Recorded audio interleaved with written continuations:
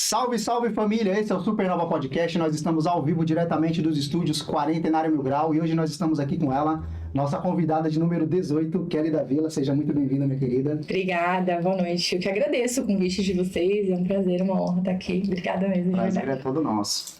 Kelly, pra gente começar, conta pra gente onde você cresceu, como foi sua infância, pra gente conhecer um pouco mais sobre a Kelly da Vila. Eu já morei em alguns lugares. Com 40 anos, deixa eu puxar aqui na memória.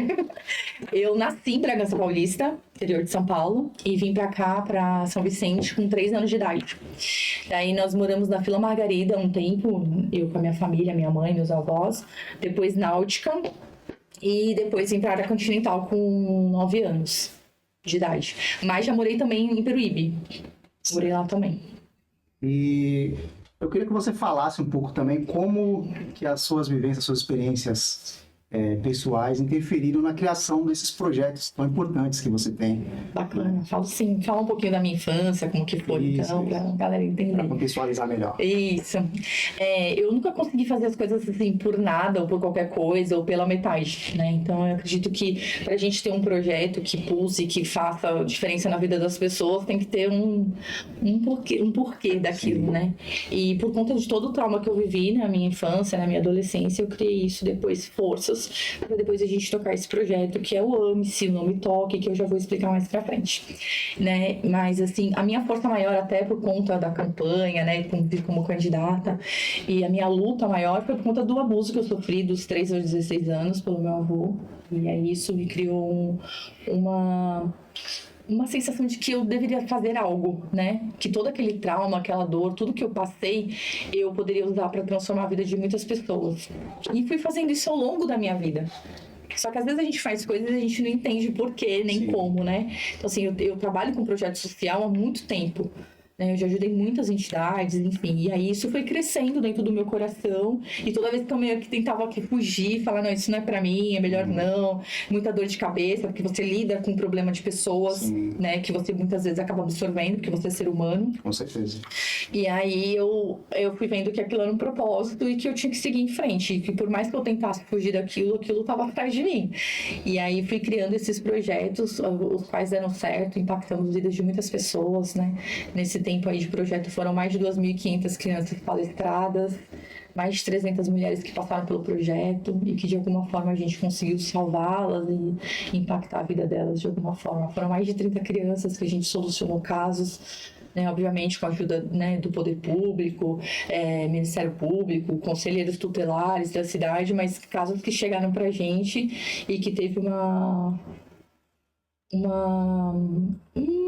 resolução, né? Que teve algo resolvido ali, né? Sim. Obviamente que nem tudo a gente consegue, mas 98% aí eu me dediquei para que fosse sucesso e saísse dessa. Tem várias histórias, nossa, tem muitas aí para te contar se quiser. Maravilha, eu quero saber todas. Kelly, em primeiro lugar, muito obrigado. Eu que agradeço. Ter essa abertura em compartilhar a sua história, algo pessoal com a gente, né? Eu tenho certeza que, por mais que seja algo íntimo, vai ajudar, né, quem está assistindo a gente aí, passando por algo parecido, a se motivar, a denunciar e tomar alguma atitude, né? Eu quero deixar aqui já aberto a minha gratidão pela Kelly, né? Obrigada, imagina. É um dos motivos de eu querer trazer ela aqui, para que o público conhecesse ela melhor como ser humano, foi a abertura, né? Que ela teve comigo, e o cuidado sem ter nada em troca, né? Você é um ótimo ser humano mesmo. Então, gratidão de verdade por você com a gente. Eu agradeço. A gente se conhece um tempinho, né? Mas não se fala. Mas eu tinha um contato. Não tinha, contato, né? Eu tinha uma loja que chamava Vila de Luxo. Isso. E aí você chegou lá no shopping quietinho pra... Eu era o tatuador. Eu já tava lá um tempão. Sim. E aí quando você veio lá me procurar pra gente falar alguns assuntos da cidade, e aí eu lembrei que você... Que na verdade teve uma situação, você ia fazer um dia das crianças, eu acho, no shopping. Isso, foi uma arrecadação. Você tava arrecadando doces, né? Eu trouxe uma galera e tal, acho que foi o Mickey, alguma coisa assim também. Verdade. A gente arrecadou bastante coisa naquele dia. Eu dei uma movimentada lá no shopping. Eu tinha essas ideias, assim, né? O shopping foi o primeiro shopping da cidade, né? O shopping deslumbrante. Era um shoppingzinho que tinha, e aí com o tempo ele foi sendo esquecido, aí abriu o Brisamar, enfim. E aí eu cheguei pra abrir a loja lá, Vila de Luxo, e aí eu fui tendo várias ideias, enfim.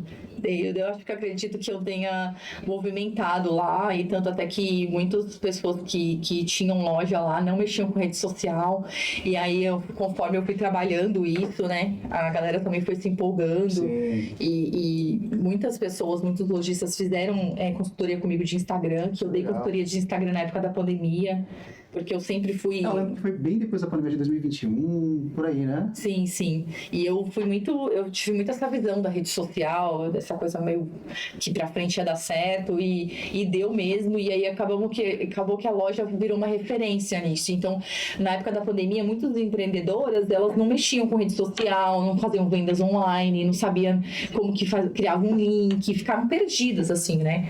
E aí eu montei um projeto que fui ajudando essas pessoas, dando consultoria, e para elas se virarem aí nessa época, que foi bem difícil. A galera não sabia fazer nenhum tráfego na época, né? Quando eu cheguei lá falando fazia tráfego, o que é tráfego? Qualidade, né? É isso mesmo. E aí deu essa assessoria pra eu dei essa assessoria, teve a época das palitas, que foi um sucesso também. Palitas é aquele grupo? Da Geni Delicada, não sei se vocês lembram também, e aí ele veio pra minha loja, foram 5.000 abadás entregues na minha loja, e minha loja estourou na época, assim. Mas era meio que um bloco de carnaval? Na verdade não era um bloco de carnaval. Na verdade, o bloco de carnaval surgiu depois da saída dele na minha loja. Legal. Porque a São Vicente era a cidade que era apaixonada por ele, pela Geni Delicada. Então, assim, foi uma cidade que recebeu ele muito bem, e ele precisava de um lugar para poder entregar esses abadás. E aí surgiu essa oportunidade na minha loja, e me perguntaram quanto que eu cobraria. Daí eu falei, nada, pode vir, vamos para cima. E eu lembro que a gente teve ajuda também da prefeitura na época, porque nós arrecadamos toneladas de alimento para instituições, para o Fundo Social da época também, e foram muitas pessoas, e daí lá surgiu a ideia de fazer o bloco mesmo na praia, e aí aproveitaram que tinha a estrutura da encenação, e aí fizemos o bloco lá, que foram 8.000 pessoas, e também arrecadamos toneladas de alimento na praia também. Então você sempre foi envolvida com eventos? Assim, fui envolvida, eu ia jogando, topa, então bora. Ela convidava, você ia, né? Convidava, não, era uma coisa que não era uma coisa que eu procurava, né? Era uma coisa que aparecia. Acho que é meio que assim que a minha vida vai te levando, né? Eu acho que é isso. Né? E quem empreende, eu já fiz de tudo um pouco, né? Então, assim, eu fui empreendedora há muito tempo, ainda sou até hoje, porque eu acho que a vida é isso. Até com a minha imagem, né? Mas eu fui empresária, empreendedora, eu não trabalhei só com a Vila de Luxo, eu tive uma dental, eu vendia material odontológico, eu fui gerente de uma clínica odontológica durante 8 anos. Versátil, né? Tive uma loja de motopeças. Então, assim, aqui na área continental, nada a ver uma coisa com a outra, né? Sim. Eu acho que é isso. Eu acho que quando a pessoa tem força de vontade e trabalha, não tem o que dar errado. Maravilha. Vai dar certo. A prova é onde você está hoje em dia, isso, né?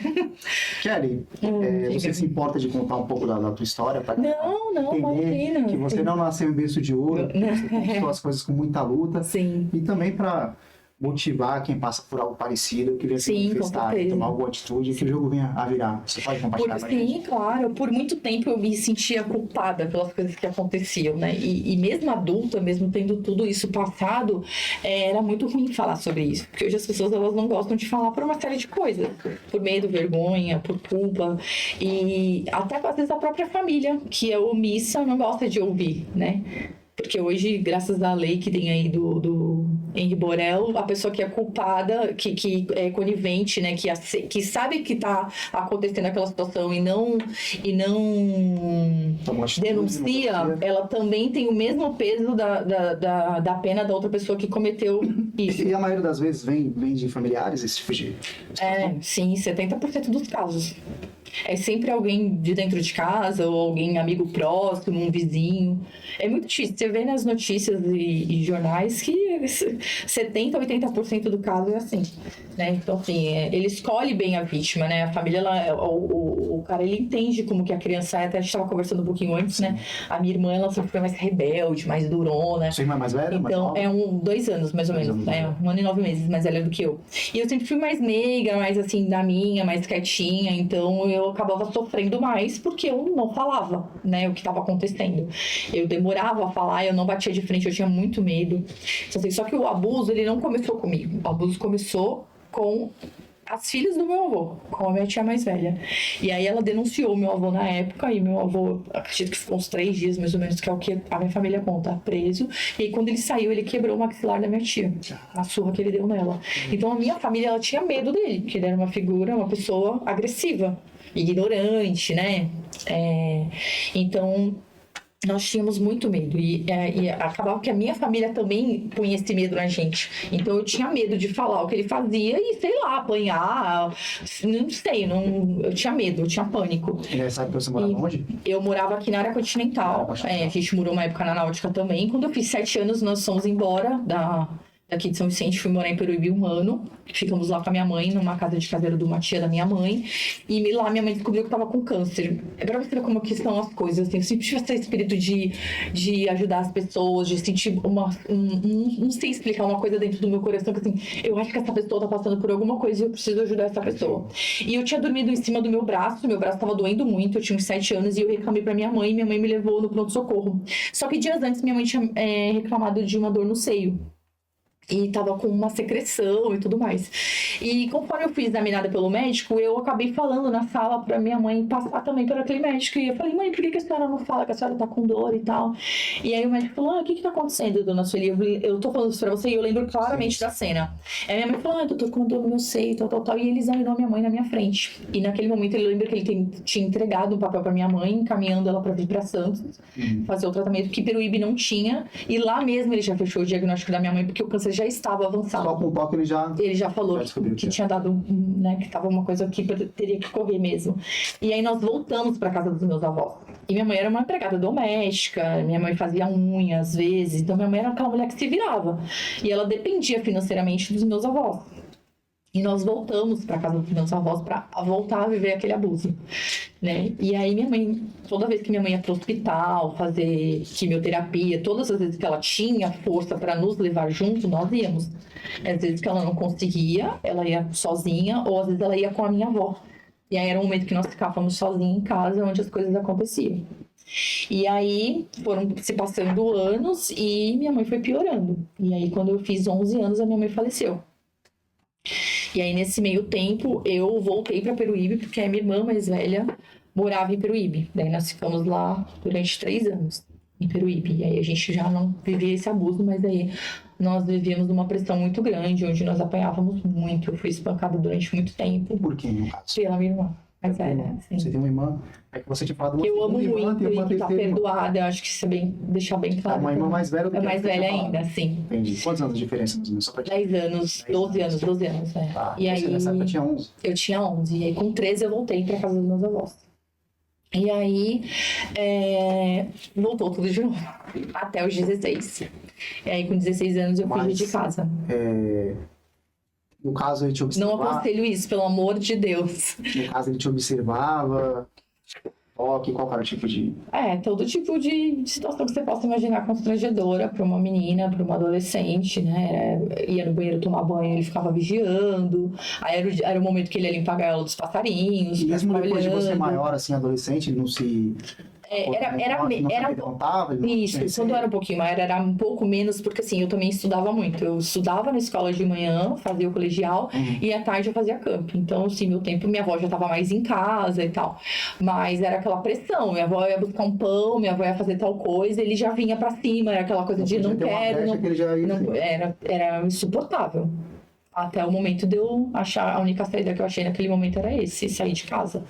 É que naquela época, com 16 anos já, mas assim, quando eu tinha 11 anos de idade... de casa pra casar? Não, eu saí de casa pra casa... trabalho? 2 amigas, não, eu saí de casa assim, com a roupa do corpo. Você falou, vou embora? Fui embora, não aguento mais, vou embora. E saí de casa. Com 16? Com 16 anos. Mas logo depois eu casei. Depois de uns 3, 4 meses que eu tinha saído de casa, eu casei. E é isso que é muito importante a gente falar, porque assim, a mulher que ela é vulnerável, que ela recebe pouco, que ela é criada com pouco, com o mínimo, com o básico de tudo, ela aceita qualquer coisa de um homem, infelizmente. E aí eu não tinha esse posicionamento que eu tenho hoje, esse entendimento, né? Mas você fala no sentido de um relacionamento? De um relacionamento, sim. Mas seu primeiro relacionamento não foi bacana? Não, Sentido? não foi bacana porque eu aceitei qualquer coisa. E eu acho que quando você aceita qualquer coisa não é bacana. Você acabou se abrindo, falando... Porque eu recebia tão pouco dentro da minha família que qualquer coisa que eu recebesse de uma outra pessoa era o mundo, entendeu? E não é bem assim que funciona. Né? Então, hoje, imagina, hoje eu tenho esse entendimento. Mas na época eu não tinha. E quando eu palestro nas escolas, eu falo muito sobre isso, de buscar ajuda, porque hoje existem N lugares para você denunciar que antigamente não existia. Né? O conselho tutelar, ele, na época que eu era criança, ele nem existia. Não era um órgão que batalhava pela gente, porque não existia. Então, como é que você denuncia? Como é que você prova aquilo que você está falando? Tem um outro ponto também, né? Não sei como que foi com você, mas quando eu era criança, né, um dos motivos de eu sair de casa cedo é porque minha mãe se separou do meu pai e arrumou relacionamentos em que os caras agrediam ela, né? Eu ia defender e tal. Quando eu me intrometia, era legal, no outro dia o cara ia pra cima e tal. Enfim. E aí quando você denunciava, a polícia vinha, botava pra fora, daqui a pouco o cara voltava. Dava 5 minutos, entendeu? Então eu não sei como que foi pra você. Se realmente tinha algum resultado, ou se era a mesma coisa, que não adiantava muita coisa, uma denúncia ali, porque a impressão que dá é que da ponte pra cá não serve muita coisa, que a polícia tá pra servir, né, quem tá na ponte pra lá. Você funciona desse jeito? Não, eu acredito muito que quando você tem informação, você tem o maior poder na mão, né? E eu acredito que a falta de informação, isso é bíblico, tá? É que faz o povo, né, perecer, exatamente. Então, quando você tem informação e provas daquilo que você está falando, porque hoje você tem que provar muita coisa, né? Você quase tem que ser uma advogada. Ainda mais num caso desse, que nem o caso da menina agora que tomou 60 socos no rosto, né? Então, assim, isso são coisas que foi filmada. Isso que a gente só fala, às vezes, muitas vezes da mídia, a população... Né? Alegar ainda que ele tem autismo, é tipo uma luta do caramba pra conseguir... Do caramba, exatamente. Autistas, né? E ainda falando uma barbaridade dessa. E usar o autismo como desculpa pra agredir alguém, né? É isso.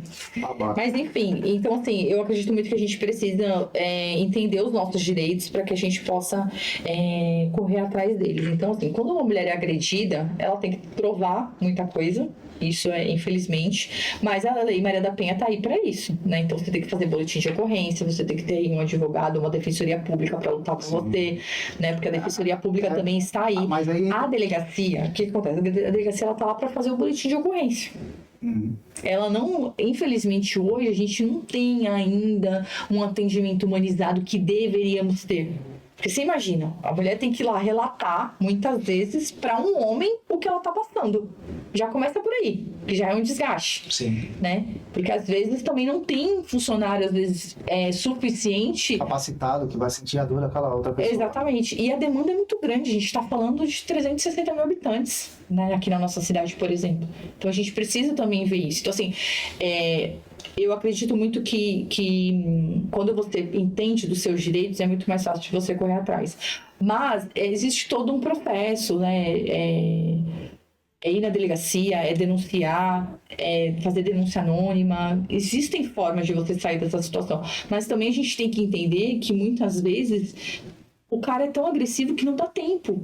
Tem mulheres que têm medidas protetivas aí e o cara vai lá e mata. Sim. Entendeu? Então, assim, é muito complicado também, né? Você faz a medida protetiva. Tipo de eu acho que existe também, no qual a mulher ela fica presa, o cara vai, agride ela vai lá, tá, às vezes faz uma queixa, depois retira. Tem esse tipo de situação também, né? Isso, eu já vou falar disso também. Eu acho que tem que ter leis mais rígidas, né? A lei é que ela precisa ser mais rígida. O cara tem que ser preso, usar tornozeleira eletrônica mesmo, tem que expor isso tudo, o cara tem que estar distante. Chegou perto, apitou, a polícia tem que estar ali. É pra isso que serve. Eu acho que é assim que tem que funcionar. Mas, sobre isso da mulher, né? Muita gente julga também. Mas às vezes essa mulher, ela depende financeiramente desse cara. Sim. Às vezes ela tem 2, 3 filhos, ela não é uma mulher que é estudada, não tem trabalho, o cara é um cara que dominou a vida dela e quando ela acordou, ela já tá sem estudo, sem trabalho, sem dignidade, sem nada. Aí você julga essa mulher e às vezes ela tá ali pelos filhos. Entendeu? E tá apanhando ali calada, muitas vezes tirando ali o processo porque tá pensando na criança, entendeu? Existem essas exceções? Existem, infelizmente, como tudo na vida. Mas existe essa mulher. Então, assim, eu procuro não julgar, eu procuro entender. sabe? E existem homens que têm o poder, assim, de destruir a mente de uma mulher. Eu peguei um caso de uma menina que chegou pra mim, ela tava na DM fazendo boletim de ocorrência, ou seja, ela não é daqui, ela é de Minas Gerais, e ela estava na cidade, conheceu ele pela internet e veio pra cá e foi morar com ele. E aí, o que ele fez? Colocou ela numa redoma, no círculo de pessoas dele. Ela não podia trabalhar, ela não podia estudar, ela foi se vendo naquela situação, dependia totalmente emocionalmente e financeiramente daquele cara. Ele agrediu ela várias vezes, quebrou o celular dela e saiu de casa. Ela já estava dias sem comer, estava uns 3 dias, não tinha o que comer dentro de casa, 3 dias sem dormir, em desespero, pensando que ele iria voltar. A dona do apartamento exigindo que ela saísse do apartamento porque estava com os aluguéis atrasados. E o que essa moça vai fazer? Ela não estava nem com... Quando eu encontrei com ela, ela falou assim, eu não sei o número da minha mãe, eu quero avisar a minha família, eu não sei. E aí, eu, desesperadamente pelo projeto, né, me comovi com ela, fiz algo que eu também não deveria ter feito, mas naquele momento o meu coração falou mais alto e eu levei ela pra dentro da minha casa. Nossa. Falei assim, ó, eu dei um celular pra ela e falei assim, daqui 1 hora eu volto pra te buscar. Faz quanto tempo isso? Tem meses. Meses? Tem meses. É recente. Eu falei, eu volto pra te buscar e você fala comigo nesse telefone. E aí eu dei 1 hora pra ela, ela juntou tudo que ela tinha no apartamento, que era pouca coisa também, tadinha. Vem de família humilde também. E levei pra dentro da minha casa. Lá a gente achou a rede social da família e tudo mais. E aí a gente levantou um dinheiro, fizemos uma vaquinha, compramos a passagem dela. Ela ficou 2 dias na minha casa porque era o tempo da viagem dela. E levei ela embora pra rodoviária e ela tá bem até hoje, assim, agora ela tá bem, ela faz terapia pelo nosso projeto online e eu lembro dela ter levado as coisas dentro da rodoviária e voltar e ela me deu um abraço e falou assim, eu nunca vou esquecer que você salvou a minha vida. E isso não tem preço, né? Assim, foi uma pessoa que eu consegui ali ajudar naquele momento. E ela, depois de meses, pra você entender, depois de meses, o rapaz que era o ex-namorado dela se suicidou. Meu Deus. E aí ela ficou sentindo uma... Mas essa moça é muito jovem? É jovem, tem 20 e poucos anos. Assim. Imagina a mente dessa...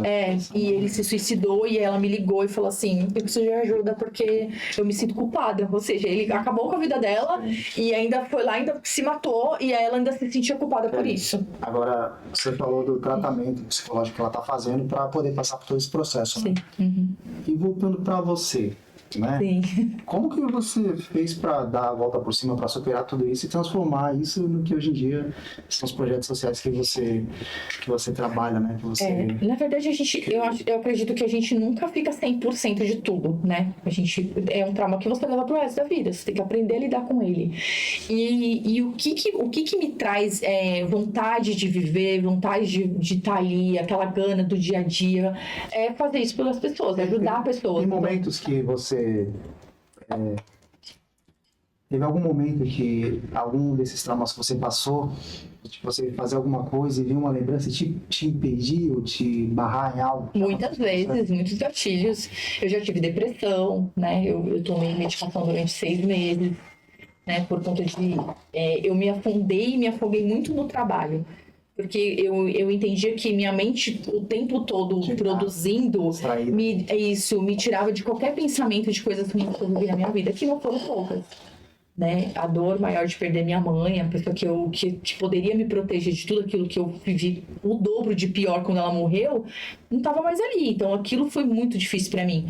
E desde nova eu tive que aprender a me defender. Então assim, eu já tenho essa coisa de ser assim, que até a gente estava conversando, né? Principalmente até com homens, assim, de cumprimentar e tudo mais, de ser mais distante, porque é a minha forma de ser, de tentar manter o respeito, ainda mais no meio que a gente vive, né? Assim, do machismo e tudo mais. Então, às vezes você tem uma amizade com um cara e aí as pessoas já acham que você tá saindo com aquela pessoa, só porque você tá almoçando e jantando e, sei lá, foi pra uma resenha, já acha que aquela pessoa tá saindo com você. Mas é que tu também ficar pensando nisso, tu não vive, né?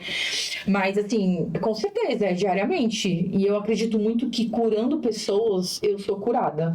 Então, a cada caso que chega pra mim que me entristece e me revolta muitas vezes, quando ele é solucionado, E eu fico muito feliz, e aí eu falo, é pra isso que eu tô aqui nesse mundo, né? Tem o porquê de eu ter passado tudo isso. E eu uso a minha história hoje para que pessoas entendam que a gente tem um caminho, né? Que a culpa não é nossa, que a culpa não é da criança, né? Que a gente não tem que estar todo o tempo achando que a culpa é nossa, e que o sentimento da criança é esse. Toda vez que eu vou palestrar, e que automaticamente, às vezes a criança ela até meio que tenta denunciar dentro da escola, mas não é a mesma coisa do que você falar com alguém. Isso de você estar palestrando na escola e uma criança querer de alguma forma... Nossa! Já entrei dentro de sala com 40 crianças e saiu 8 meninas que foram abusadas sexualmente dentro de uma sala de aula. É muito mais... E aquilo me assustou porque eu não imaginei... Que você vai mexer no formigueiro, né? Eu não imaginei que em pleno 2024 ou 2023, que quando a gente estava no auge dessas palestras, que teriam isso com tanta... abertura, tanta facilidade. Com tanta facilidade, porque eu falei, na minha época não tinha celular, não tinha como gravar, não tinha como denunciar, e hoje tem a internet aí que, né, você consegue achar tudo que você quer lá, e tanta criança vivendo isso, entendeu? Esse medo dentro de casa, porque as pessoas... E você tá mexendo com famílias, né? Mas aconteceu de denúncias, de ter que chamar conselho tutelar, de correr atrás de crianças também que não são abusadas, mas são espancadas, né? Tinha um caso de uma menina que ela apanhava direto da madrasta, não podia comer as coisas dentro de casa, se comesse alguma coisa virava uma tortura psicológica de mandar mensagem para a menina dentro da escola. A menina vivia o terror. E a gente conseguiu tirar ela disso também, com a ajuda do Conselho Tutelar da cidade. Foi embora pra Bahia, voltou pra casa da mãe. A mãe me manda vídeo dela na cachoeira, jogando bola. Minha filha é uma adolescente agora, ela tá feliz. E isso não tem preço, né? Não tem preço, não existe. É muito gratificante. Eu não vou salvar o mundo, eu não vou conseguir salvar todo mundo, mas a grande maioria das pessoas que chegam até a mim, eu me dedico 100%. Muitas vezes eu fico sem dormir, porque as pessoas elas não entendem, né? Não é uma coisa que... Quando você tem um projeto, não é uma coisa assim, das 9 às 17 estou aqui para te atender. Né? Muitas vezes você tem que estar aí, porque uma situação nesse caso não tem como esperar amanhã. Sim. Porque para uma pessoa denunciar e ter essa coragem... Não tem outra pessoa que esteja na linha de frente com você ali. A gente tem um grupo de mulheres, né, que me ajudam também, mas geralmente sou eu que estou ali. Eu acredito muito que a imagem também, né, das pessoas, né, elas se identificam, né, eu contei a minha história, eu conto a minha história. E não, hoje, pra mim, eu não tenho problema nenhum em falar, mas assim, mas não é fácil também você falar sobre isso, porque dói. Se você não tiver um processo de cura aí, você passou por psicólogo também? Passei, psicólogo e psiquiatra, né, porque a psiquiatria é pra medicar. Você acha que isso é muito necessário, que é algo essencial? Com certeza, sim. E eu acredito muito que o mais essencial de tudo é Deus. Né? Que eu queria entrar com você. É Deus. Se você não tiver Deus na sua vida, que faça sentido, porque é Ele, né? Mas depois de você ter passado por tudo isso, né? Todo esse sofrimento, né? Você não se questionou, falou, onde que Deus está na minha vida? Porque Ele permite que isso aconteça. E hoje você tem certeza que tudo que você passou foi para estar realizando isso? Eu nunca questionei. Sim, eu nunca questionei Deus. Nunca questionei Deus. Em alguns momentos e você nunca se perguntou por que aquelas coisas estavam acontecendo? Por que permitia? A única coisa que eu me perguntei foi por que Deus tinha levado a minha mãe tão cedo. Porque eu precisava dela naquele momento, né? Assim, todo mundo precisa da mãe, né? Sim. E aí ela foi embora. Isso eu questionei, mas porque dele na minha vida não, porque ele é perfeito em muitas coisas, assim, minha vida foi muito difícil, mas eu já tive muitas bênçãos na minha vida, né? Eu tenho muitos relatos de coisas boas também que aconteceram na minha vida e Deus estava ali o tempo todo. Quando houve esse encontro, assim, de você saber, de você entender quem é Deus e a tua missão? Eu tava até falando esses dias, assim, que eu já morri mesmo. Como de verdade. Eu já morri. Eu passei um processo, eu sofri um acidente de moto e fui pro hospital e aí tava com suspeita de eu ter fraturado alguma coisa na coluna, uma vértebra e tal, e eu passei um nervoso muito grande dentro do hospital, um desespero e tal, eu fiquei lá de um dia pro outro, enfim, fiz todos os exames e tal, e não deu nada, e eu tava esperando uma alta médica, mas eu já tava no meu limite ali, eu tinha muita responsabilidade na empresa que eu trabalhava, e meu celular não parava, e eu já queria minha alta, enfim, eu passei um estresse muito grande dentro do hospital. E aí, eu não sei, eu passei esse nervoso, fiquei toda torta, e aí minha pressão foi a zero, assim. E eu me lembro nesse momento que tudo escureceu, e sabe quando você rebobina uma fita, assim, um filme, alguma coisa? Uma fita que eu tô lembrando da época que a gente, né, não sei a sua idade, mas na época que era fita ainda. E aí rebobinou toda a minha vida, assim, eu me lembro de tudo, de quando eu era pequena, da minha mãe, tudo o processo da minha vida muito rápido, assim, e eu apaguei. Daí eu acordei com não sei quantos aparelhos em cima de mim, oxigênio e tudo mais, e o médico falou assim, você morreu e voltou. E eu não sei, de repente alguém já viveu isso na vida vai entender. Eu já conversei com uma pessoa que passou pela mesma coisa. Quase morte, né? É isso aí. Mas eu sempre tive a certeza de que Deus estava na minha vida. Sempre, desde pequena. Porque eu sempre tive uma intimidade com Deus, eu sempre conversei com Deus. Mas a absoluta certeza mesmo foi quando eu quase perdi meu filho. Meu filho sofreu um acidente no prédio da namorada dele na época, que hoje é a esposa dele. E é aquelas portas que o vidro não é temperado. Sim. E a porta veio, ele foi segurar, era tarde da noite, ele trabalhava no McDonald's, a minha nora trabalhava comigo na loja, era final de ano. E ela passou na frente, a porta veio, ele estava fechando um portãozinho que era baixo, e ele foi segurar a porta e o vidro quebrou e entrou dentro do braço dele. E pegou a artéria. E naquele momento eu vi Deus, né? Eu corri com ele desesperadamente pro hospital e aquele desespero, né? A sensação de que meu filho ia embora. E aí eu clamei muito a Deus e pedi pra Deus. E meu filho tá aí hoje vivo, graças a Deus, bem. Logo depois se recuperou, depois de 1 ano e pouco. E serviu o exército. É um trabalhador, um orgulho pra mim. Então, Deus está sempre agindo aí. Eu tenho plena certeza de que Ele tá na minha vida. Amém, que bom. Kelly, e quando que aconteceu a virada? Quando que a Kelly foi para o lado da Vila de Luxo, que é um lado que eu peguei um pouquinho? Como que aconteceu isso? Como você foi para lá?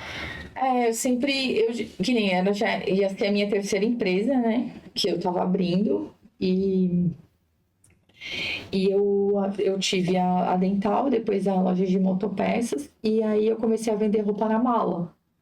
Então eu ia de porta em porta, na casa de amigas. E deu super certo. Eu falei, eu acho que tá na hora de abrir uma loja. Você vai ficar indo na casa dos outros, tarde da noite. Acho melhor eu abrir uma loja que vai todo mundo na minha loja e vai dar super certo. E aí abri a Vila de Luxo lá no Shopping Deslumbrante. E meu primeiro ano foi horrível. Imagina, o aluguel não era muito barato lá. Tu sabe, né? Sim. Tu tá lá ainda? Não, saí já.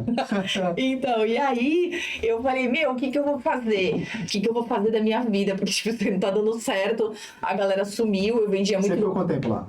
Eu fiquei lá 8 anos. 8 anos? Sim. Nossa, não tem como. Aí o meu primeiro ano, assim, foi bem difícil. Eu vendia muito no caderninho. Essa coisa de, tipo, me paga depois, me paga nanã. E aí todo mundo ia pagar a Marisa, a Riachuelo, a Pernambucana e a Kelly da Vila ficava lá. Ficava pro depois. E aí... Um belo dia, eu falei assim, é o que eu tenho, é isso aqui. Eu vendi minha moto pra pagar o IPVA do meu carro na época. Porque eu tava do carro. Para poder ir para São Paulo buscar mercadoria, quando tinha dinheiro para comprar mercadoria. E aí eu falei, preciso pagar o documento desse carro. Vendi minha moto, paguei o documento e comecei aí voltei e voltava do trabalho de lotação, porque na época era lotação. E aí eu falava, Deus, eu tinha minha moto e agora eu não tô indo de carro para não gastar. Morava aqui na área continental, todo dia tinha que ir pro centro. E eu pensei, se eu abrisse aqui na área continental, eu só iria atender o pessoal da área continental. E eu falei, se eu abrir no centro, eu atendo todo mundo. É que depois da pandemia, a galera aqui virou um baita comércio, né? E a galera parou de ir pro centro de São Vicente. Mas antigamente o centro era lotadíssimo. Aquele momento em que a ponte já teve isso. Exatamente. Ponto, né? Que a galera ficou sem pra lá. Isso. E foi bom pra área continental isso também. Sim. Porque o comércio local ficou muito mais valorizado. E isso é muito importante. Mas na época, todo mundo ia pro centro. E aí eu falei assim, Deus, eu preciso do Senhor na minha vida. E eu fui pra fora da minha loja e aí eu fui pensar como cliente. Eu falei, eu acho que eu tô pensando muito como empresária e não tá rolando, não tá dando muito certo. Deixa eu pensar como cliente. Como assim? Você foi em outras lojas? Não, eu fui pra fora da minha loja, analisar a minha loja. E aí eu falei assim, e eu tinha comprado um Mas manequim. qual tipo de roupa que você vendia? Era mais elitizada? Era uma roupa caríssima. Era tipo assim, nossa, ninguém tem São Vicente. Eu achava que eu ia revolucionar vendendo um vestido de R$300 pra uma professora, tadinha. Ela nunca ia comprar, ela passava 50 vezes. Sim. E aí, essa coisa da precificação, coisas que você vai entendendo com o tempo. Eu tinha um pouco de entendimento, mas lógico, moda é uma outra coisa. E aí eu falei assim, eu tinha pagado horrores no meu manequim. Meu manequim era prateado, era coisa que brilhava assim, ó, nos olhos. Eu lembro desse manequim. Você lembra? Eu acho que eu lembro. E aí eu falei assim, meu, a minha loja, ela tinha uma cara de luxo. E ela assustava as pessoas. Porque não é o público de São Vicente. Sim, verdade. E aí, automaticamente, quando eu chegava no manequim, além dele ser lindo e maravilhoso e caro, o preço que tava nele era caro da roupa. Que era roupa de marca. Então eu pensava assim, se as pessoas estão vindo na frente da minha loja, estão olhando e não estão entrando, o problema tá na minha vitrine. Se elas estão entrando e não estão comprando, o problema está na minha vendedora. Ou em mim, obviamente, né? Porque eu também, antes de eu ter minha funcionária, eu que vendia, eu que limpava, eu fazia tudo. E aí eu entendi que aquilo não estava dando certo. E aí eu mudei tudo. Naquele dia eu lembro que eu tinha R$500 para comprar mercadoria, 100 era na gasolina. Aí tinha o pedágio pra pagar, eu sei lá, eu tinha de conseguir uns R$300 de mercadoria, que é super pouco. Mas eu investi tudo em roupa de frio, assim, tipo uns casaquinhos e tal. E falei assim, meu Deus, eu olhava muito a previsão do tempo. E tava uma previsão de que ia fazer um frio. Eu nunca me esqueço disso. E aí eu trouxe esses casacos de tricô e postei no Free Shop na época. E eu não sei, do dia para a noite, eu não sei se vocês lembram em 2017 que nós usamos até luva na mão, porque foi um frio na cidade insuportável. Foi uma friaca, assim, e a minha loja tava com esse tricô baratíssimo, que eu falei assim, pechincha mesmo, vai trazer o povo. Meu, aquilo bombou de um jeito que fazia fila na minha loja. No dia seguinte eu tava com dinheiro, subi pra São Paulo e ó, naquela semana eu arrebentei. Mas aí tinha um contraste aí também, tinha a tua loja de luxo, eu lembro que tinha algumas lojas de peça de R$20. Sim, então, foi muito duro. Foi diferente, né, competir. E aí eu falei, aí o que eu tinha que fazer, eu ganhei na internet, né? O meu diferencial era como eu divulgava aquele produto. A foto que eu fazia, como que eu falava. Sim. E eu me posicionei muito na internet nesse tempo. E aí a minha loja estourou também. Eu lembro que a Record foi na minha loja. Nossa. Fizeram uma entrevista comigo, porque eu era uma das lojas que estava virando referência ali, porque era a única loja. Aí eu comprei touca, comprei luva, porque estava muito frio. Mas alguém que fez essa ponte ou eles? Não. A população começou a falar, a Record estava fazendo umas perguntas para algumas pessoas. Eu sei que alguém falou da minha loja para essa repórter e ela me ligou e falou: a gente queria marcar uma entrevista e tal, porque quer falar sobre o frio, o comércio de São Vicente, e a sua loja foi citada. Eu não sei que citou a minha loja. Legal, e aí eu tava vendendo luva, que tava muito frio e era uma época assim de julho, férias, tava muita gente indo pra Campos de Jordão e queria looks e tal, e aí a minha loja tinha isso, e eu lembro que ninguém tava preparado para esse frio. E aí eu dei entrevista até pra Record, nem lembro o que eu falei na época, assim. Só fala pra aí eu aproveitava, eu aproveitava, assim, as oportunidades que elas iam chegando, assim. E aí foi isso. E aí falei das palitas também, e fui criando essa conexão com as pessoas dentro do shopping. Sempre fui muito ativa, assim, eu sempre dei muito o meu melhor. Eu tenho 4 anos de disco na coluna, né? Eu carreguei peso pra caramba em São Paulo. Muito pesado pra trazer mercadoria. Sim, minha loja fazia fila de pessoas pra entrar. Era sensacional, assim. Intercalado com a loja, você fazia os eventos também? Sim. Eu sempre fiz ações para ajudar algumas entidades, né? Antes de ter o meu projeto próprio mesmo. Então, eu sempre procurava fazer algo que, nem você falou mesmo, que a gente estava conversando sobre arrecadar doce para as crianças, enfim, esse tipo de coisa, assim. Sempre tentei, de alguma forma, arrecadei que eu não sabia nem onde que eu ia entregar. Eu falei, eu vou arrecadar e depois a gente vai vendo quem é que precisa, onde precisa. E foi essa minha primeira conexão com a Igreja Fataf. Que legal. Que eu levei para eles lá e eu vi o trabalho deles, me apaixonei, assim. É uma igreja que me acolheu bastante também. A gente tem projetos das mães atípicas também lá, que é o Gama. Não sou mãe atípica, mas sou mãe. né? Estudo muito sobre, e a gente tenta acolher essas mães lá também, que eu acho que é super importante, porque a rotina delas é muito difícil, não é fácil, né? São mães muito guerreiras e batalhadoras, e a gente vê muitas coisas sendo feitas para criança autista também, mas poucos projetos para essas mães que precisam desse respaldo também, dessa estrutura. E aí a gente tem esse tempinho lá com elas também, auxiliando também juridicamente, encaminhando elas, muitas mães com filhos na fila de espera para passar pelo neuro. Ai, tá vendo? A gente vai falando de uma coisa, já vai Não, pra mas a outra. intenção é essa. E aí é isso, entendeu? E é muita coisa, muito São trabalho. projetos infinitos, né? Isso, e eu fico muito feliz pelo convite do pessoal da igreja, do pastor, da pastora, a gente teve convidado para estar lá, ajudando, e tô sempre aí no grupo, disponível para elas, orientando, acompanho elas na Defensoria Pública. Se você tem algum cargo na igreja? Assim? Ou Não. Só ajuda mesmo? Só ajuda mesmo. A Defensoria Pública, ela ajuda muito as pessoas. Um louvorzinho? Oi? Louvorzinho de leve, não rola? Não. Eu sou péssima cantando. Se Deus, né, por amor, você, agora tá na hora. Mas eu amo cantar, amo fazer isso. Gosto de muitas músicas, não só louvores, muitas músicas, mas cantando mesmo eu sou péssima. Será? Quando você esconde o jogo assim... Não, até soltei assim um Legião Urbana no evento que a gente tava ontem, mas se vocês repararem bem no vídeo, eu só meio que dublo, assim, porque minha voz é péssima. É mais a performance do palco, né? Tem muito a voz. A voz é horrível. Legal, a performance já tem, só treinar a voz, então. É isso. E a política, Kelly? Onde que entrou a política na sua vida? Que é uma mulher muito versátil, né? Eu lembro que uma moça que eu contratei numa clínica odontológica, ela tinha 17 anos na época, e meu chefe falou assim, não, a gente não vai contratar menor de idade. E você falou de ser versátil, e eu lembro das palavras delas num dia desse comigo na internet. E eu contratei, e eu falei, não, eu quero essa menina na minha equipe. Ela tem 17 anos, eu quero ela na minha equipe, ela é maravilhosa, ela é o perfil que eu quero, e logo ela vai fazer 18 anos. E aí fui meio contra ele e contratei a menina. E hoje ela é uma dentista, né, virou auxiliar lá com a gente, é uma dentista, uma baita profissional, e ela falou pra mim, ela falou assim, essa versatilidade é um dom que você tem, né, porque você sempre foi boa em ouvir pessoas e ajudar e entender, e eu acho que é isso. Na política, ela tá todos os dias da nossa vida. Só que as pessoas não gostam de falar por causa da politicagem, que é uma coisa totalmente diferente, né? Então, a política é muito importante. Isso que a gente está fazendo aqui é política, né? Na igreja é política, porque a gente fala de direitos, fala de tantas coisas. E eu acho que em todo lugar a gente fala de política. As pessoas, elas têm que levar a política um pouco mais leve para elas entenderem os seus direitos. Mas eu entendi que eu precisava de uma força maior.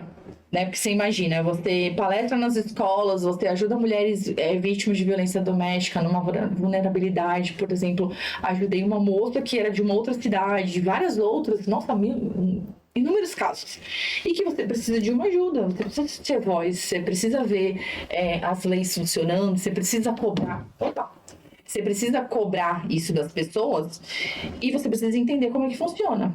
Então, eu me senti na obrigação de falar sobre política, de procurar mais entender o direito das pessoas e fazer disso a minha voz. E aí eu decidi mergulhar nesse mundo da política. E como surgiu para você a oportunidade? Eu acho que não que surgiu, eu que fui atrás mesmo. Eu você queria isso. Não foi uma coisa que eu acho, não é isso que eu quero. Você e aí atrás mesmo. Eu fui atrás, eu falei, eu quero entender como é que funciona e vou pra cima. Foi muito difícil? Foi. Como tudo na vida né? Tudo que a gente se propõe a fazer. Assim como a Vila de Luxo, um ano pagando aluguel naquele lugar caro, entendeu?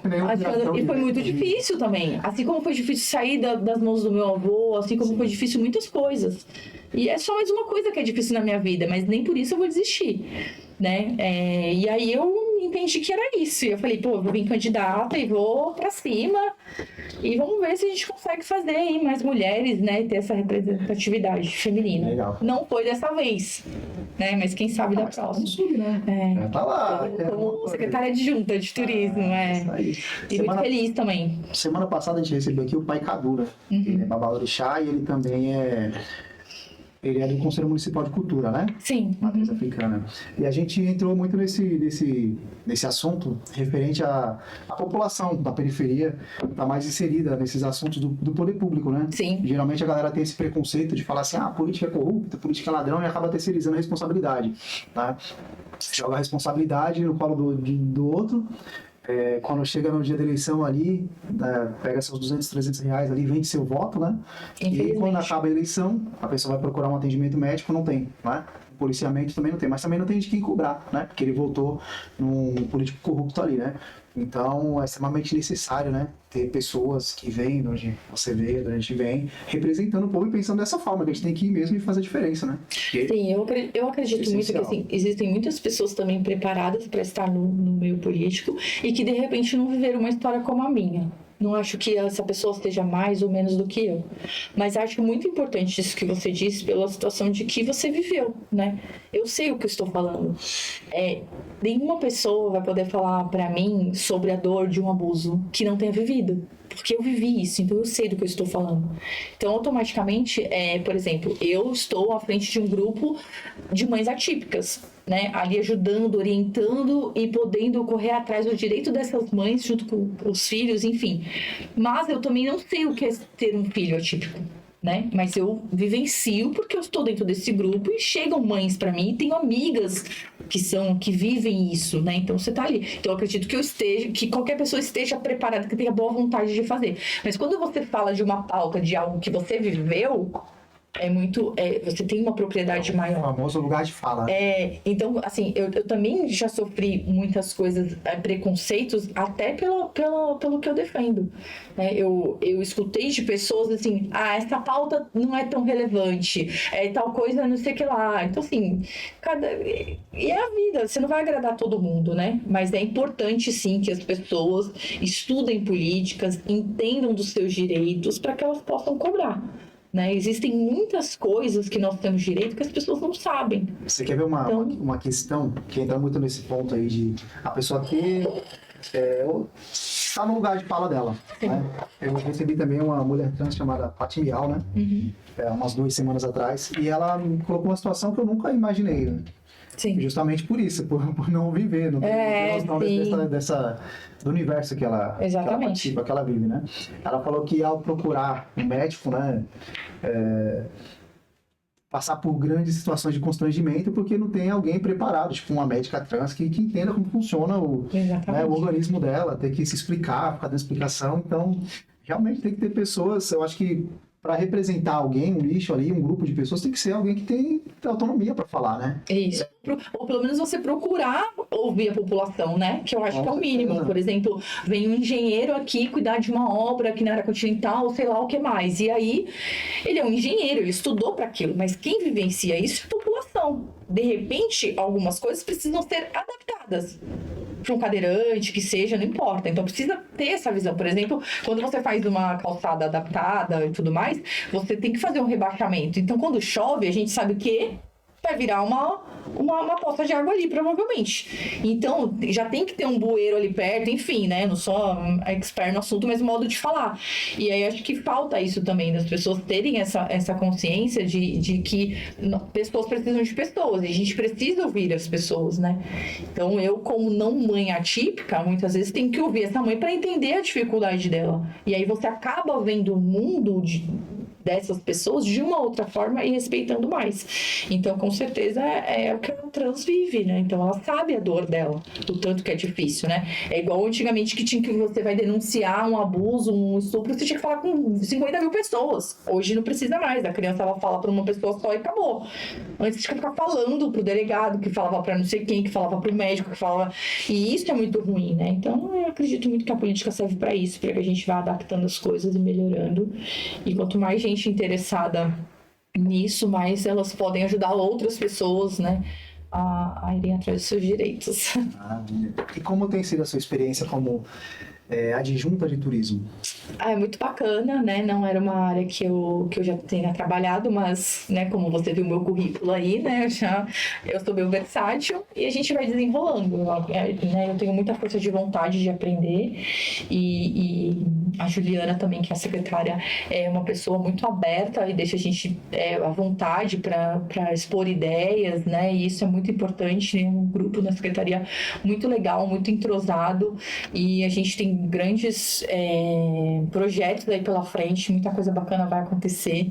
Eu logo estarei falando, preciso de tem um projeto que eu montei aí bem bacana também, e aí eu tô aguardando a gente ter uma reunião para dar ok, e que engloba também aí toda essa coisa de estar falando dessas crianças, do abuso e tudo mais. É algo que não posso ainda falar, mas tudo dando certo, vou estar colocando aí nas redes sociais, porque o turismo também é algo que a gente precisa falar sobre essa exploração sexual infantil e tudo mais, e a gente tem trabalhado esse lado também, isso é muito bacana. Estou muito feliz de estar na secretaria, né? O pessoal do PSB me acolheu muito bem também, Caio França, uma parceria bacana.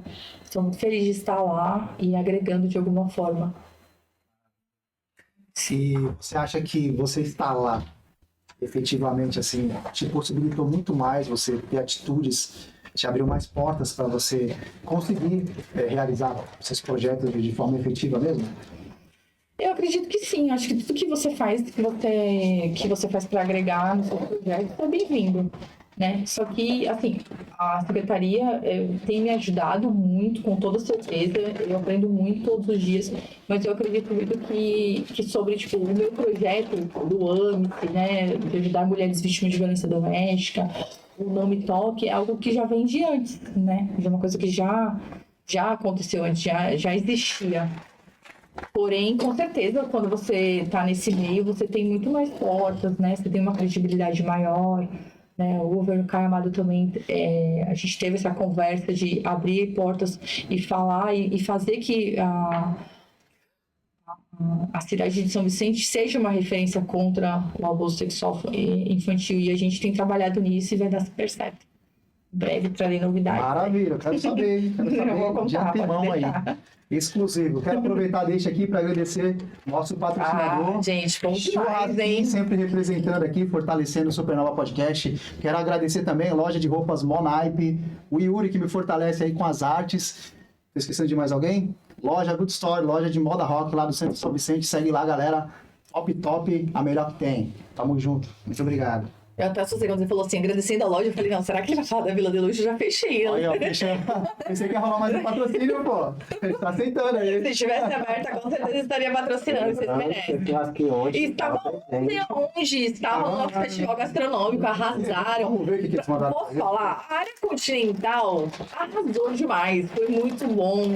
Pessoal muito criativo. Correu atrás. Olha, eu tô muito feliz, viu? Não moro mais aqui hoje na área continental. Hoje eu moro lá na área insular. Mas meu coração tá aqui. A grande maioria das pessoas que acabam aprendendo pelo projeto é da área continental. E eles estavam lá ontem e arrasaram demais. Olha. Eu fui lá falar com ele e falei assim, deixa eu te perguntar.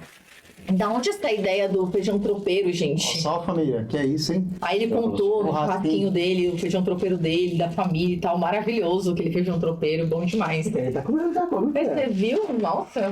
Mas é que eu queria gravar o meu recebido. Eu não sei, aí vai abrir pra ele. Você grava comendo já. Tá bom. Tá mais verdade. Mas eles são excelentes, show de bola. E estavam lá ontem, super empolgados, o festival gastronômico aí, começando agora, vai até o final do mês. Prestigiem, gente, pelo amor de Deus, os restaurantes da nossa cidade e da área continental. Santo bom, hein? Olha o cheirinho disso aqui. Vai ficar difícil continuar, né? Santo bom, né? Agora eu quero a coca. Muito bom. Churrasquinho. Foi de bom. Maravilhoso. Kelly. Fica difícil, né? Tipo, comer pra a mim paçoca. ficou melhor agora. Comer a paçoca, né? Fala...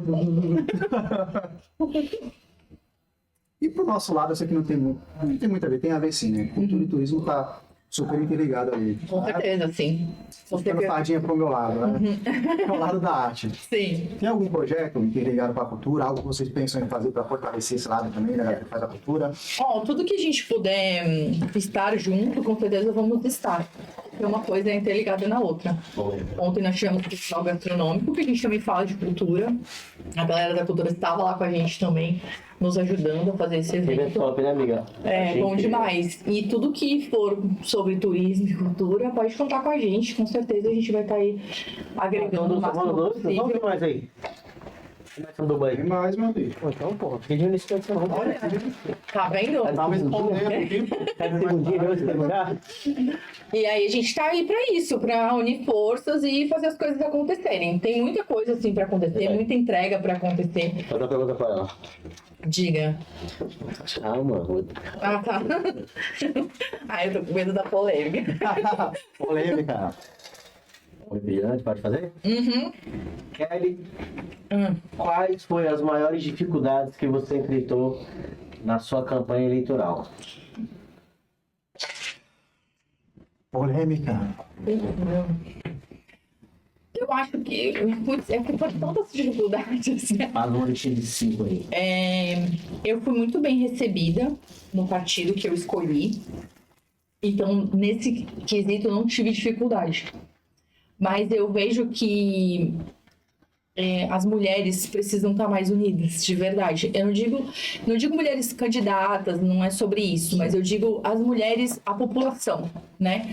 Eu acho que a maior dificuldade é você conseguir falar com essas mulheres e elas entenderem que outras mulheres podem representá-las. Porque a gente tem muito isso de sentir na figura masculina uma segurança, muitas vezes, né? E eu entendo que é isso que a gente cresceu assim, né? A gente é no pai, é no esposo, enfim, a gente tem essa coisa.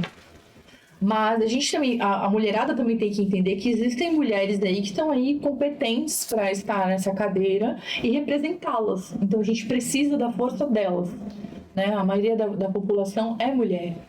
E a gente vê que essas mulheres talvez não tenham acreditado na gente, talvez, como deveriam.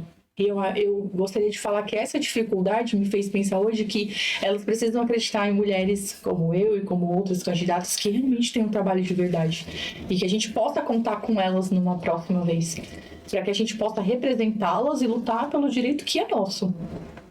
A gente tem muito do machismo também, né? A galera não dá o crédito necessário, né? Sim, mas eu acho que existem também muitas mulheres machistas. E elas precisam desconstruir isso. E nem elas mesmas sabem que são machistas. Isso, porque é uma coisa meio que cultural, já cresceu dessa forma. Então, acho que a minha dificuldade maior foi essa também. E eu acho que as pessoas também têm que entender que quando você vem com pautas e projetos e tudo mais, as pessoas têm que entender que esquecer um pouco sobre partido também, sabe? Sobre bandeira de partido, se é esquerda, se é direita, se é centro.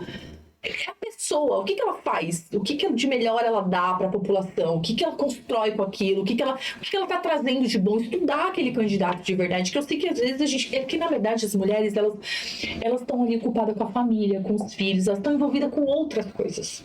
Para depois elas olharem essa parte. Porque a vida delas são corrida, muitas delas são faxineira, diarista, correm atrás, pegam um ônibus, chegam em casa, tem uma jornada dupla. Aí você também não acha que também entra o caso de ter uma educação sobre política já como base nas escolas ali para as crianças entenderem que é algo necessário, ainda mais na periferia, né? Sem sombra de dúvida. Por exemplo, eu acho que dentro das escolas deveriam ter cartazes dizendo assim: denuncie qualquer abuso que você esteja passando dentro de casa, diz que sim. Por que não existe um cartaz lá dentro?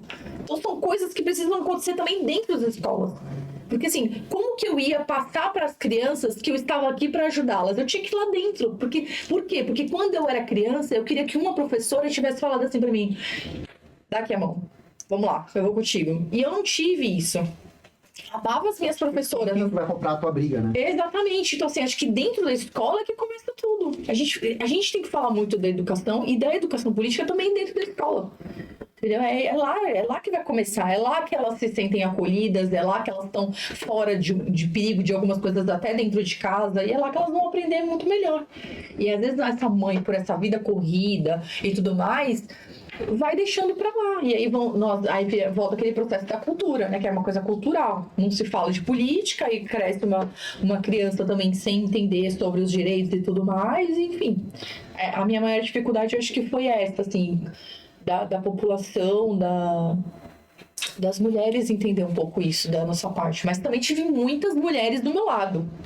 E acredito que a maioria dos meus votos tenham vindo delas, né? A gente tem aí 15 mulheres total do meu grupo tatuadas com o meu projeto. Nossa, que top. Quem é que tatua algo na pele assim, né? É acreditar muito. São mulheres que foram feridas também, mulheres que viveram esse processo e que se identificaram com a minha luta e vieram junto comigo.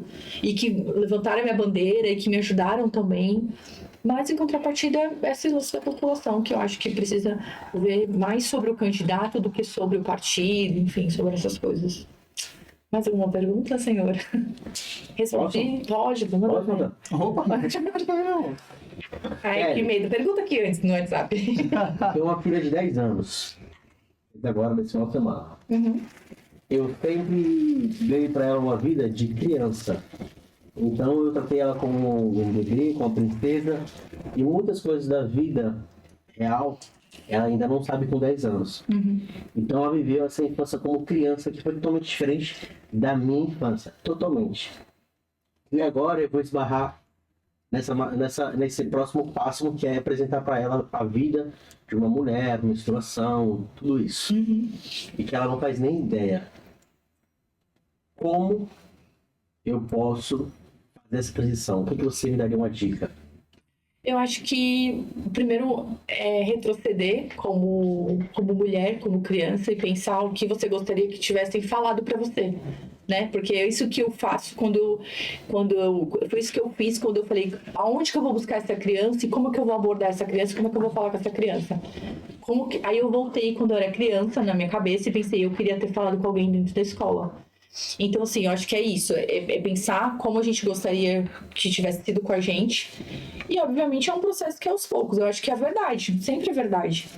Não florear muito as coisas, sabe? É igual quando a gente fala sobre Papai Noel, né? Que a gente, é muito legal, é bacana, mas é uma coisa que depois lá na frente acaba frustrando, né? Eu lembro que eu ganhei uma boneca do meu irmão mais velho e depois eu descobri que não era Papai Noel. E eu achava que era, e aí aquilo me frustrou depois. Então, eu acho que é isso, falar a real. Né, conversar, eu não sou expert em tudo na vida, não. Mas, assim, eu criei meu filho assim, né? Eu pensava assim, amanhã eu posso não estar aqui. Que bom que você conseguiu passar isso para sua filha e ela ter essa infância deliciosa que ela vai levar pro resto da vida. Isso é maravilhoso. Mas é importante a gente trazer a realidade também, porque a gente não sabe se a gente vai estar aqui amanhã e a gente precisa criar filhos fortes, né? Então, eu tinha muito medo de ir embora, de morrer e meu filho ficar. Então, meu filho, desde cedo, assim, com 9 anos, ele já sabia fazer um arroz. Vem cá, Júnior, é assim, assim, assim, assado, tem que se virar, e desse jeito. 12 anos, estava pegando ônibus daqui da área continental, 5 horas da manhã, indo estudar em Santos. E com 15 anos, eu coloquei ele dentro do McDonald's para trabalhar. Falei, porque a vida não é fácil, eu dava as coisas que ele queria, eu tinha uma condição boa naquele momento, sim, mas ele tinha que entender que ele tinha que estudar e trabalhar e tudo mais. Ele falou para mim esses dias, falou assim, mãe, a senhora também, né? A senhora foi difícil, né? Pô, eu tinha que dormir. Eu tive uma lojinha em Santos, no balneário, né? E aí ele dormia lá, da 1h às 3h, que ele saia da escola, e depois ele ia pro McDonald's até 10h da noite. E aí, ele falou, a senhora também, né, mãe? Aí eu falei, olha isso, homem que você é hoje, assim, um menino super responsável e trabalhador, casou com a namorada que namora desde os 14 anos, o meu maior orgulho. E eu acho que a gente tem que preparar os filhos pra vida e ser o mais sincera possível e realista, né? Porque pode ser que a vida seja dura com a gente, né, com os filhos. Então, acho que a gente precisa, pelo menos, preparar eles pro que vem pela frente. Obrigado. De nada.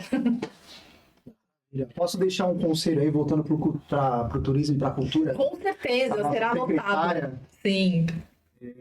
Uma convenção de tatuagem, vocês não acham que é interessante em São Vicente? Bacana, sim, podemos ver isso, com certeza.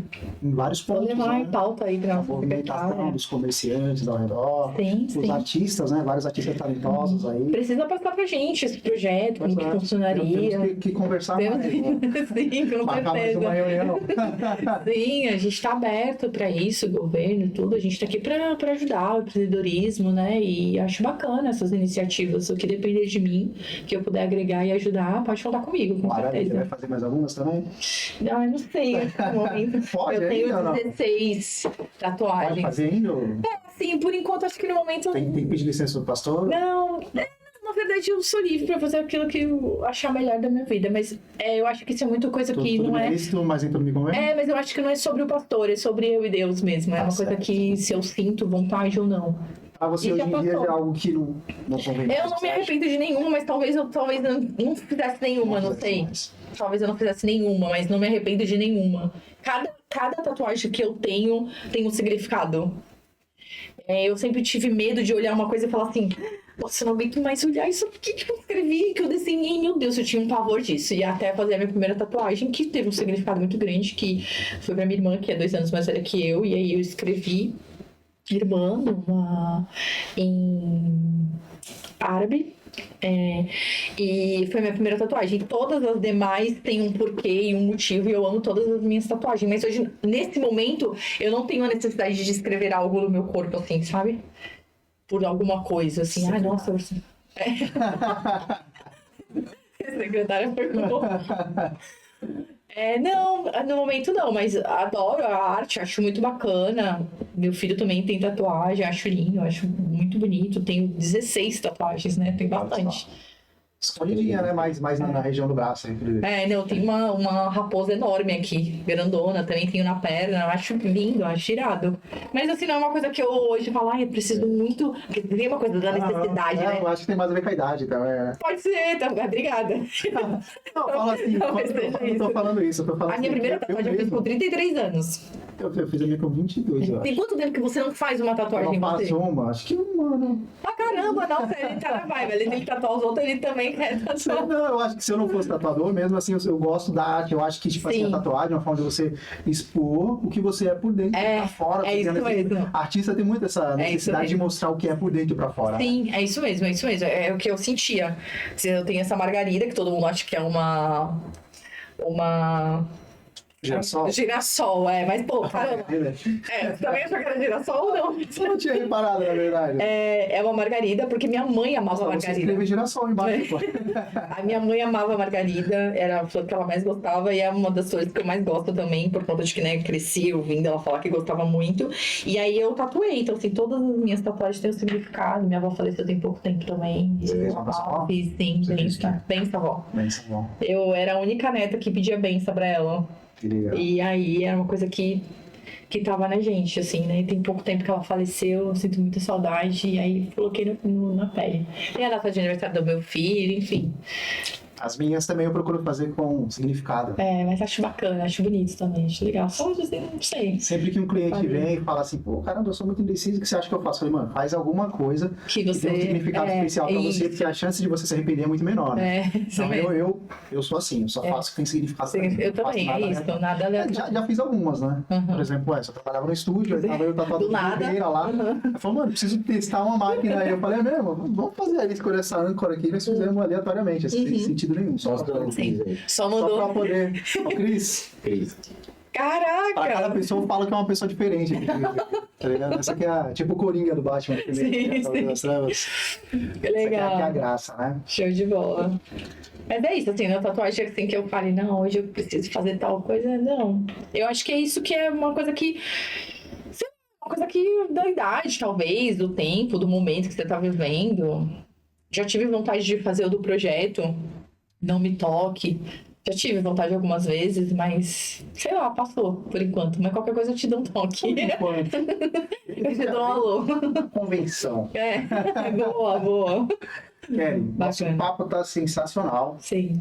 Mas o tempo está acabando. O tempo está acabando. Vamos comer o nosso lanche com mais calma. Exatamente, sim. Sem ficar cuspindo no Eu tava querendo dar mais uma mordida, mas ainda bem que tá acabando, eu tô aguentando aqui. Pra finalizar, qual mensagem, olhando pra essa câmera aqui, você deixaria para as mulheres que estão passando por um momento difícil, para motivar elas a se expressarem e tomarem uma atitude?